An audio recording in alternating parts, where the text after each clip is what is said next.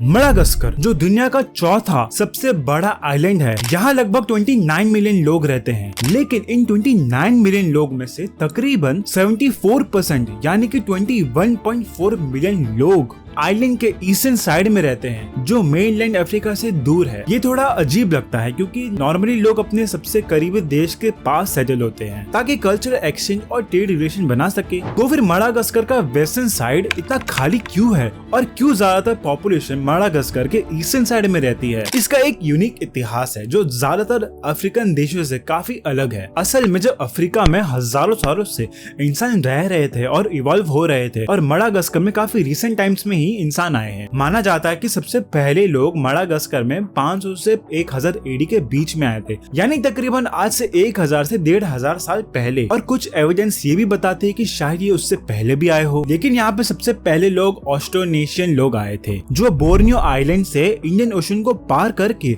Outrigger कैन्यूस port की मदद से आए थे। ये इतनी दूर से मडागास्कर आइलैंड पर माइग्रेट होना थोड़ा स्पेशल था इस आइलैंड के लिए, क्योंकि ये लोग अपने साथ साथ फार्मिंग टेक्निक्स और एनिमल्स साथ में लाए थे, और इस वजह से इसने पूरे आइलैंड के एनवायरनमेंट को पूरा बदल दिया। और इसी वजह से मडागास्कर आइलैंड पॉलिनेशियन आइलैंड से, जो कि पैसिफिक में है, उससे काफी सिमिलर है, क्योंकि ऑस्ट्रोनेशियन लोग वहाँ भी रहते थे। लेकिन एक और यूनिक फैक्ट है कि 900 एडी के आसपास ईस्ट अफ्रीका से बॉन्टू पीपल भी मडागास्कर पर मोज़ाम्बिको चैनल क्रॉस करके माइग्रेट होने आए थे। इनके यहाँ आने से इनका कल्चर भी बहुत ही मिक्स्ड हो गया। मडागास्कर की ज्योग्राफी काफी इंटरेस्टिंग और यूनिक है। कहीं घना रेन फॉरेस्ट है तो कहीं सूखा रेगिस्तान, तो कहीं ऊंचे ऊंचे पहाड़ भी है। ईस्ट कोस्ट एक पतला और लो लेइंग कोस्टल एरिया है, जो ऊंचे पहाड़ सेंट्रल हाईलैंड्स तक जाता है। यहाँ डेंस ट्रॉपिकल फॉरेस्ट है, जिसमें बहुत ज्यादा बायोडाइवर्सिटी भी है। यहाँ बहुत ज्यादा बारिश भी होती है, कहीं कहीं पे 137 इंचेस हर साल। ये बारिश इंडियन ओशन से आने वाली ट्रेड विंड्स की वजह से होती है, जो मॉइस्चर भरी हवा ले आती है। इस वजह से यहाँ पे बहुत सारे रेयर प्लांट और बहुत ही यूनिक स्पीसीज मिलती हैं, जो कि सिर्फ मडागास्कर आइलैंड पे ही पाई जाती है। अब वेस्ट कोस्ट की बात करें,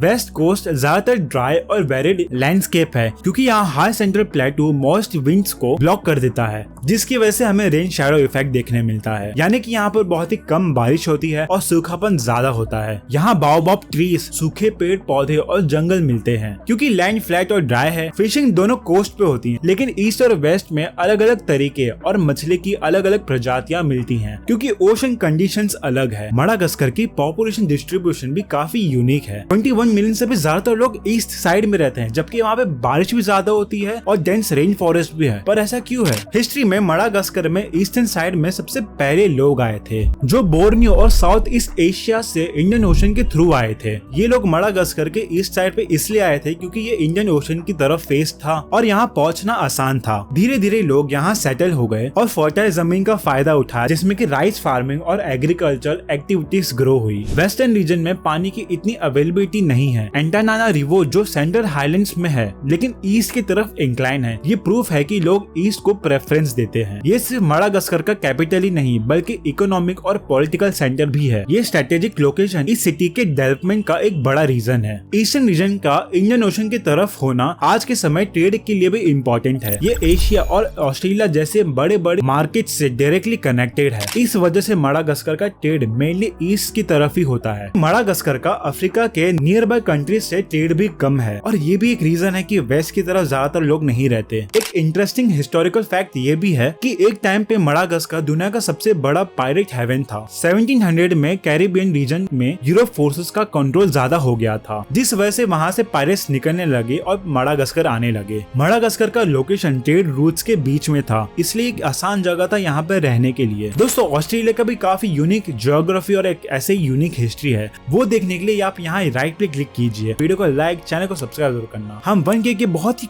क्लोज हैं, तो सब्सक्राइब कर दो। जय हिंद।